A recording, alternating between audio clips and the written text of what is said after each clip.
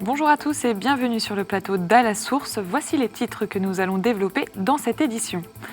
Les débats sur le projet de loi bioéthique se poursuivent à l'Assemblée nationale.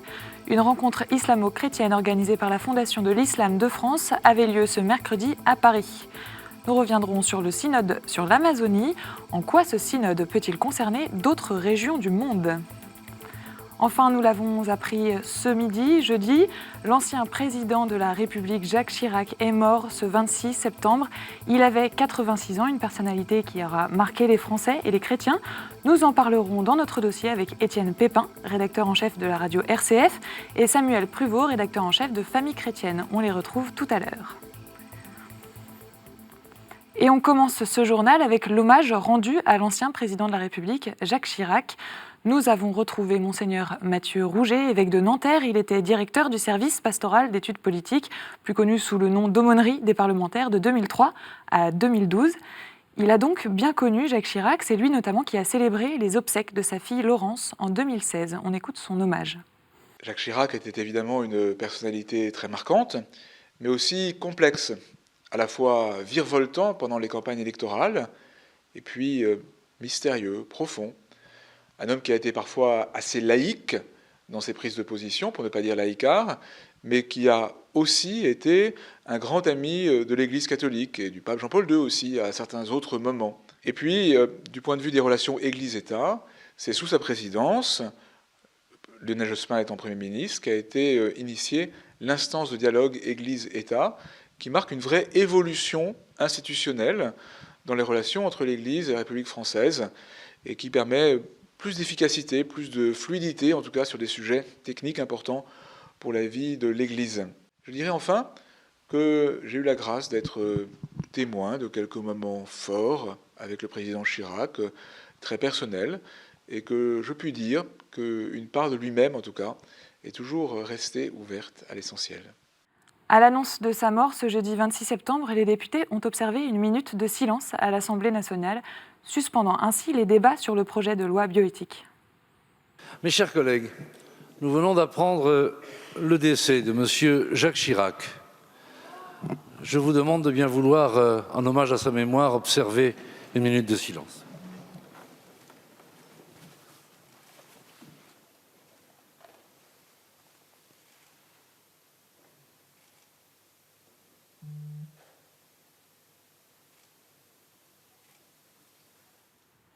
Nous y reviendrons plus longuement dans notre dossier à la fin de ce journal.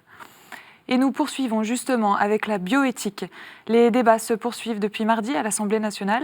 Mercredi 25 septembre, deuxième jour de l'examen en séance du projet de loi, les députés ont longuement discuté l'article 1er sur l'ouverture de la PMA à toutes les femmes. Sur les bancs des députés, plusieurs voix de divers partis se sont élevées contre le projet de loi. Nous avons retenu un extrait, celui de la députée de La République En Marche, Blandine Brocard. On l'écoute. Est-on en droit de proposer à un enfant un cercle familial, celui de son quotidien, celui de ses premiers repères, celui de sa construction fondatrice? Est-ce qu'on est en droit de lui proposer, est-ce qu'on est en droit d'institutionnaliser un environnement familial qui ne prend pas en compte la figure paternelle, qui met de côté délibérément tout ce qui a trait au masculin? Alors oui, évidemment, vous allez me dire, des hommes, il en côtoiera forcément. Mais cela ne pourra jamais remplacer cette figure du père par laquelle on se construit. Ce père que l'on admire, ce père que l'on déteste, mais ce père qui est à l'origine de notre naissance, de ce qu'on est, de ce qu'on devient. Et puis dans ce journal, nous avons choisi de revenir sur un point particulier du projet de loi. Les députés débattent actuellement de la PMA, mais le texte prévoit aussi de modifier le cadre de la recherche sur l'embryon humain. Elle est possible en France depuis la loi de bioéthique de 2004. L'objectif du projet de loi actuel est de supprimer les démarches administratives qui assuraient une certaine protection de l'embryon et de lever l'interdit sur la modification du génome des embryons humains. Pour rappel, la recherche sur les cellules souches embryonnaires implique la destruction d'un embryon à chaque obtention de cellules. Il existe pourtant aujourd'hui des alternatives, il s'agit des cellules IPS. Nous nous sommes rendus au CHU de Montpellier à la rencontre de spécialistes de la question. Reportage. Au cœur du CHU de Montpellier, Romain Desprats, chercheur, travaille sur les cellules dites IPS. Alors, ce sont des IPS humaines qui ont été faites à partir d'un patient et qui ont été faites à partir de son sang, qui a été infecté par un virus exprimant des facteurs de reprogrammation et qui a permis de transformer les cellules sanguines en cellules souches pluripotentes induites, qui est un équivalent des cellules souches embryonnaires humaines. En 2006, le japonais Shinya Yamanaka découvre la possibilité de reprogrammer génétiquement des cellules prélevées sur une personne adulte pour en refaire des cellules pluripotentes dites induites. Ces cellules IPS pourront ensuite devenir toutes sortes d'organes ou tissus humains et avoir de nombreuses applications thérapeutiques. Le principal avantage de travailler sur les IPS, c'est qu'on ne sacrifie pas d'embryon, premièrement. Deuxièmement, le deuxième avantage, c'est qu'on peut obtenir des IPS à partir de chaque personne, permettant ainsi de modéliser un certain nombre de maladies, telles que le diabète, Alzheimer, Parkinson. Et ceci ne serait pas possible forcément avec les cellules souches embryonnaires humaines. Pour certains, les cellules IPS sont donc devenues une véritable alternative à l'utilisation des cellules souches embryonnaires. Même si les IPS semblent avoir beaucoup d'atouts, à Montpellier, la poursuite de la recherche sur les cellules embryonnaires reste nécessaire. C'est les seules cellules qui sont le référentiel, par rapport auxquelles on va pouvoir venir comparer nos IPS et se poser la question, est-ce que mes IPS sont aussi bien formés que les cellules pluripotentes naturelles ? Prévu par la nouvelle loi bioéthique, l'assouplissement des conditions de recherche sur les cellules embryonnaires suscite de nombreuses interrogations éthiques, des interrogations auxquelles le législateur devra répondre. Certains soutiennent en effet que les cellules IPS sont une véritable alternative à la recherche sur les cellules embryonnaires. Ces cellules pourraient aussi, et le projet de loi de bioéthique l'envisage, permettre la création artificielle de gamètes, au même titre que les cellules embryonnaires. Dans un tout autre registre, à Paris s'est tenue ce mercredi une rencontre islamo-chrétienne. La Fondation de l'Islam de France a invité des chrétiens au Collège des Bernardins, au programme des tables rondes sur l'histoire contemporaine du dialogue islamo-chrétien, mais aussi sur le thème de la citoyenneté. Raleb Ben Tchek, le président de la Fondation de l'Islam de France, a délivré un message humaniste et fraternel. Il était aux côtés du père Antoine Guggenheim, délégué diocésain de l'archevêque de Paris, pour les relations avec l'islam et les musulmans. Notre journaliste Gabriele Porometto est allé à leur rencontre. Pouvoir au Collège des Bernardins, entre chrétiens catholiques et musulmans, en présence d'amis qui ne confessent pas ces deux religions, est une bonne chose. Pas pour une énième rencontre et rester dans des déclarations et des pétitions de principe, mais convoquer l'histoire, investir intellectuellement certains sujets, avoir un dialogue serein, loyal, objectif, respectueux, exigeant. Et l'exigence est toujours d'abord vis-à-vis de soi. Pour moi, les points communs du dialogue qui se nouent et qui se nouent au meilleur niveau entre l'ensemble des grandes religions présentes en France, c'est ce qui était présenté à la manière des catholiques dans les grands textes du Concile Vatican II. La liberté civile de religion qui suppose la liberté de conscience et la rencontre des religions qui suppose la laïcité, qui nous permet de donner un cadre pour vivre la pluralité religieuse comme une disposition sage de Dieu, ainsi que le dit le pape François, et même un don et une grâce à recevoir. On ne peut pas se connaître soi-même sans connaître l'autre, et en se connaissant l'autre, on se connaît mieux soi-même et on se transforme aussi sans syncrétisme. À noter également, la journée s'est terminée par une intervention du dominicain Adrien Candiar, qui vit en Égypte. Il a rappelé que le dialogue sur le terrain était encore très difficile, en soulevant notamment la question de la violence dans certains passages du Coran. Dans l'actualité également, les préparatifs continuent à l'approche du synode sur l'Amazonie, qui se tiendra à Rome entre le 6 et le 27 octobre prochain. Le Vatican a rendu public le 21 septembre dernier la liste des 185 membres de l'Assemblée, parmi eux une majorité des évêques d'Amazonie, avec quelques francophones comme Monseigneur Lafont, évêque de Cayenne en Guyane française, ou encore Monseigneur You, évêque du Brésil, évêque au Brésil. On compte également des évêques du reste du monde, comme le cardinal Ambongo de Kinshasa en RDC, le cardinal Ulrich de Luxembourg ou le cardinal Sarah. Tous y discuteront de sujets tels que les défis écologiques, économiques et spirituels affectant ce vaste territoire qui compte 9 pays différents. Nous avons été à la rencontre de sœur Nathalie Bécard-Xavier, et consultante pour le secrétariat général du Synode. Elle revient sur l'importance de cette assemblée et sur la manière dont elle impactera le reste de l'Église. Cette région, c'est une région stratégique pour l'avenir de l'humanité, c'est un poumon vital. Et donc, le pape François s'est dit, il y a des enjeux énormes, il faut se pencher sur cette région avec toute la question de la dimension écologique qui est fondamentale aujourd'hui dans la suite de Laudato Si. Et le deuxième point, c'est comment l'Église peut être plus proche des populations en Amazonie. Notre monde est interconnecté, tout est lié. Ce qui se joue en Amazonie, ça vient aussi des choix qu'on fait en Europe. On peut dénoncer par exemple la déforestation, les incendies, mais c'est fait pour que nous, on puisse nourrir notre bétail ici en Europe. Donc c'est très important. Voilà, ce qui se joue là-bas nous touche aussi d'une certaine manière. Et puis comme Église, on a tous à apprendre les uns des autres. Et les voies nouvelles qui se cherchent en Amazonie, elles peuvent aussi nous éclairer ou nous aider à réfléchir des questions propres à l'annonce de l'Évangile en Europe. Voilà pour les actualités retenues ce jeudi. Tout de suite, c'est la chronique du Père Devers.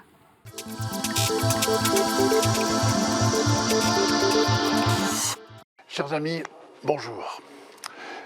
Je voudrais vous partager en fait deux moments, des moments difficiles et qui pourtant sont marqués par une incroyable tendresse. Parce qu'il y a dans ces moments difficiles finalement des héros inconnus.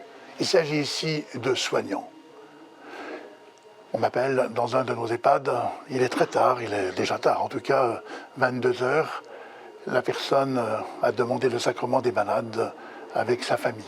Elle est dans une situation de grande angoisse. Et là, dans cet EHPAD, je vois deux infirmières, je les sens inquiètes.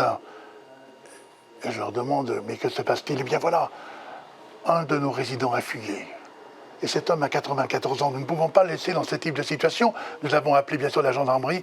Il n'est toujours pas, on n'a toujours pas rencontré. Alors je leur propose qu'après le sacrement des malades, et finalement j'aille avec elle rechercher cet homme. Non, non, me dit-elle, c'est notre travail, c'est notre mission. Et c'est dimanche après-midi. Une femme qui, suite à un accident de voiture, est dans un centre de réanimation, dans le coma.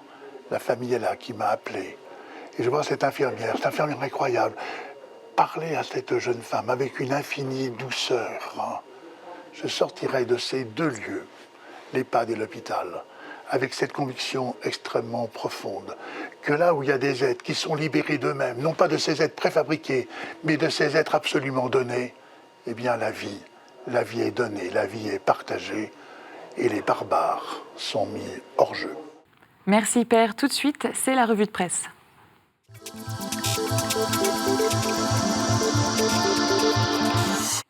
Et on commence avec Famille chrétienne. Samuel Pruvot, vous nous parlez cette semaine de mission. Bonjour, oui, parce que c'est le congrès Mission et on a fait une enquête, non pas sur le congrès, mais sur la situation religieuse de la France. Et pour ne pas être trop désespérant, les messalisants, ceux qui vont à la messe le dimanche, sont aujourd'hui moins de 5%. Certains instituts disent 2%. Donc en fait, la mission n'est plus une option, comme il y a par exemple sur la voiture diverses options. C'est une nécessité absolue. Et ce congrès se veut justement un tremplin pour inventer une mission demain. Congrès qui se tiendra justement ce week-end, samedi 28 et 29 septembre. Voilà. Et on poursuit avec le Pèlerin qui propose cette semaine une réflexion sur la PMA pour toutes à travers une couverture vertigineuse et cet édito de Samuel Liévin qui nous interroge sur la figure du Père avec une question: est-il juste de priver un être à venir de la moitié de ce qui le constitue ? Sainte Thérèse fait la une de France catholique cette semaine. Selon le magazine, elle est une éducatrice hors pair qui n'a rien perdu de son efficacité. On retient également les réflexions d'Aymeric Pourbet sur le projet de loi bioéthique. Il nous parle notamment d'une nouvelle forme d'héroïsme fondée sur l'espérance du philosophe Gustave Thibon. Et puis, à l'approche du prochain synode, le journal La Vie propose un dossier sur l'Amazonie. L'hebdo s'est rendu auprès des populations locales et il donne la parole aux oubliés. Et on retient également cette semaine un cahier consacré à la mission ou comment annoncer l'Évangile en France aujourd'hui. Le magazine protestant Réforme revient quant à lui sur les déchets nucléaires et la difficulté de mobiliser le grand public sur la question. À noter également un dossier qui donne la parole à des théologiens sur l'immigration. Nous finissons cette revue de presse avec un magazine annuel insolite sorti en kiosque fin septembre, la revue Jésus. Cette année, son rédacteur en chef était le footballeur champion du monde Olivier Giroud. Voilà pour la revue de presse. Tout de suite, c'est le dossier.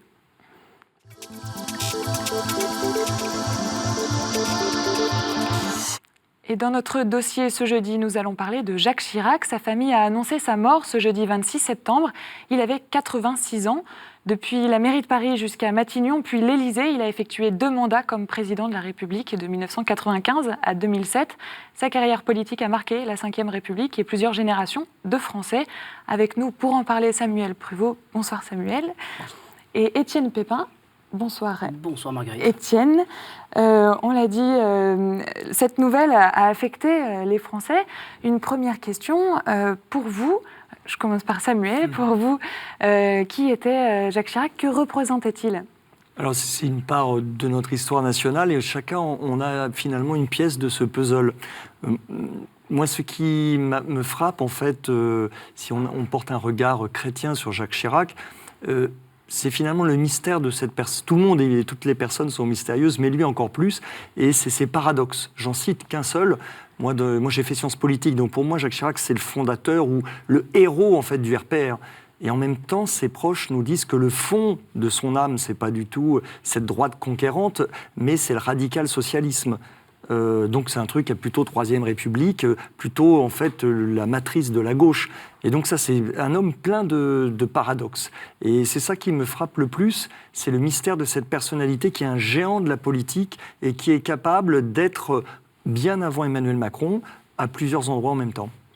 Étienne Pépin, pour vous, qui était Jacques Chirac? Alors pour moi, Jacques Chirac, c'est le premier président de la République française à être allé rendre visite à un pape. C'était le 20 janvier 1996, le premier après le général de Gaulle en 1959. Et je crois qu'il a entretenu une relation avec Jean-Paul II très particulière parce qu'il l'a reçu plusieurs fois. Il est allé plusieurs fois aussi au Vatican rencontrer le pape. Et je crois qu'il y avait entre les deux une relation, certes, d'homme d'État à homme d'État, mais peut-être aussi, malgré les paradoxes de Jacques Chirac, qu'on connaît comme un président très laïque, malgré ces paradoxes, il y avait chez Jacques Chirac peut-être une dimension spirituelle qui n'est pas à négliger. Alors Jacques Chirac aura effectué 2 mandats, de 1995 jusqu'à 2007. Qu'est-ce qu'on retient aujourd'hui de ces mandats? Qu'est-ce qui est resté? Alors politiquement, il y aurait 1000 choses à dire et un plateau ne suffirait pas. Je voudrais insister sur un aspect qu'a évoqué Étienne Pépin, c'est justement sa façon, et ça fait partie de la politique, de concevoir la laïcité. Ce qui est très étonnant, c'est qu'il y a un peu 2 Jacques Chirac. C'est un peu caricatural, hein, mais le jeune Jacques Chirac, qui est très catholique, très favorable au patrimoine catholique dans l'histoire, qui est très proche des catholiques, il va à Solesmes, il aime le grégorien, etc. etc. Et puis un Jacques Chirac de la cohabitation, plus mûr, et à qui on finit par demander est-ce opportun ou pas de rappeler, dans un préambule de la Constitution européenne, la mention des racines chrétiennes de l'Europe. Bien sûr, il n'y a pas que les racines chrétiennes, hein. Et là, Jacques Chirac se braque. Du coup, c'est sans doute la plus grande blessure qu'il y a entre cette relation belle et mystérieuse entre Jean-Paul II et Jacques Chirac, c'est l'incompréhension. Pourquoi est-ce qu'à un moment donné, il y a cette incompréhension, cette irritation et cette rupture? Pourquoi nier que l'Europe a été alimentée pendant près de 2000 ans par le christianisme? C'est une énigme. C'est quelque chose qui a marqué les chrétiens, effectivement. Et alors, nous, sur RCF, on a donné la parole à Monseigneur Mathieu Rouget, qui est l'évêque de Nanterre, qui a été aumônier des parlementaires pendant très longtemps, on l'a vu au début de l'émission, et qui nous parlait de Jacques Chirac comme d'un chrétien contrasté, un homme de Dieu contrasté, parce que si on relit le discours d'accueil de Jean-Paul II, son discours en 1980 à la mairie de Paris, voilà, il y a une sorte d'alliance voulue par le futur président de la la République entre cette République laïque et puis les racines chrétiennes de la France. On voit que pour lui, les deux sont liés. Il y a en France quelque chose de profondément marquant et chrétien, selon Jacques Chirac, dans ce discours. Et puis en même temps, donc, comme vous l'avez dit, il y a eu ce moment un peu particulier où il refuse décevant peut-être pour les chrétiens, mais dans lequel ce moment où il refuse que les racines chrétiennes de l'Europe soient vraiment inscrites dans la Constitution. Et malgré ça, c'est quand même lui qui a initié l'instance de dialogue Église-État. Donc Jacques Chirac, c'est aussi cet homme de dialogue entre les cultures, ça on le sait. Puis on a en tête évidemment son goût pour les cultures lointaines. Il avait dit c'est loin mais c'est beau, et c'est vrai qu'il avait ce goût un peu pour l'exotisme. Mais derrière ça, il y a ce goût aussi sans doute de la spiritualité, de la profondeur des cultures. Alors des paradoxes, mais pas forcément d'incohérences. En fait, on est tous incohérents ou paradoxaux, enfin, c'est le propre de l'humanité. Mais j'insiste encore sur un point qui a été évoqué par Étienne, qui me semble très important. C'est un président, et ce n'est pas toujours le cas, qui a vraiment une soif authentique de spiritualité, mais au sens très large. Et ces spiritualités, elles sont orientales. Souvent, on se dit, oui, il aimait le sumo, c'est très bien le sumo, mais il connaissait très bien ses sources orientales, et ce qui l'intéressait aussi, c'était ses sources spirituelles. Et on a recueilli une anecdote de quelqu'un qui l'a très bien connu et suivi, qui est Franz-Olivier Gisbert, qui lui disait que souvent ils échangeaient entre eux. Alors Franz-Olivier Gisbert lui parlait de Jésus-Christ, de Mahomet, enfin des grandes figures religieuses. Pour nous, Jésus-Christ est plus qu'une grande figure, d'ailleurs c'est même Dieu, fils de Dieu. Mais finalement, Jacques Chirac était beaucoup plus intéressé, non pas quand on parlait de Jésus-Christ, mais quand on parlait de Zarathustra. Là, il était intarissable et il en savait même plus que Franz-Olivier Gisbert, ce qui est difficile. Il faut se lever très tôt pour en savoir plus que Fogg. Et alors, je crois qu'il est très attentif, il était très attentif aussi à l'humanité dans ce qu'elle est capable de dialoguer. En 2003, c'était le 21 mars 2003, il a écrit à Jean-Paul II au sujet de la guerre en Irak. Et il a en tête justement les chrétiens d'Irak. Il dit « J'ai également à l'esprit la protection des communautés chrétiennes particulièrement menacées dans cette région du Proche et du Moyen-Orient et vers laquelle, nous le savons, vont toute la sollicitude et la compassion de votre sainteté. » Même déjà cette manière de parler au pape, mais de prendre en compte, d'avoir en considération ces minorités religieuses qui aujourd'hui souffrent encore.